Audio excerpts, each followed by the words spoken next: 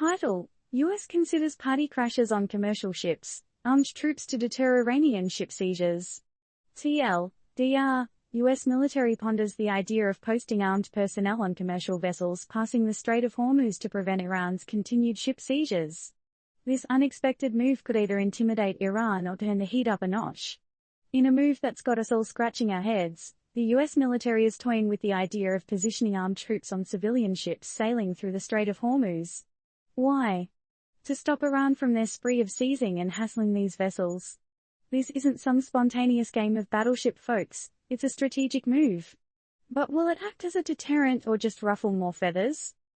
Rewind to 2019, Iran has been snatching ships in this strategic strait, which happens to be the gateway for a whopping 20% of the world's crude oil, to push back against the West regarding its fallen nuclear deal with global bigwigs. Now, the US's current plan might work to scare Iran off. Or, plot twist, it might just spike the tension levels. And let's be real, who doesn't enjoy a bit of drama? Here's something to munch on: America didn't even opt for this during the Tanker War, a wild naval showdown in 1988. And now, while they're trying to keep an eye on Russia and China, they're considering this bold play in the Mideast. Talk about multitasking. So, who's coming to this party? Thousands of Marines and sailors from ships like USS Bataan and USS Carter Hall are cruising their way to the Persian Gulf. These might be the folks providing security for the ships. But hold up, there's a catch. They'd hop on board only if the ships want them there. Plus, it's not as simple as whispering to a party invite. The decision would likely need thumbs up from both the country flagging the ship and the one where the owner's registered. Meanwhile, at the Pentagon, Brigadier General Pat Ryder played it cool and didn't spill too much tea. But he did mention that they've upped their game in the Gulf region to deal with any surprise moves from Iran. And the White House? They're emphasizing how mega important this strait is for global trade. No kidding. Also, guess what?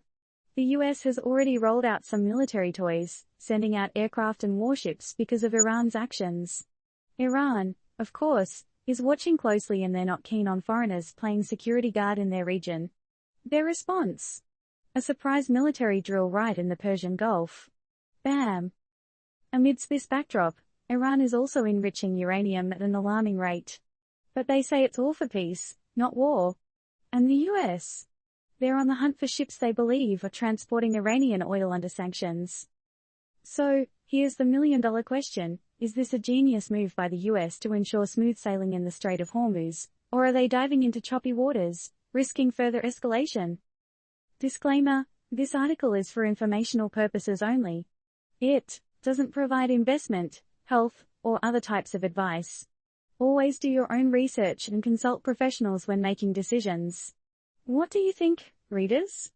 Are these armed party crashes the answer, or just a recipe for more conflict? Let us know.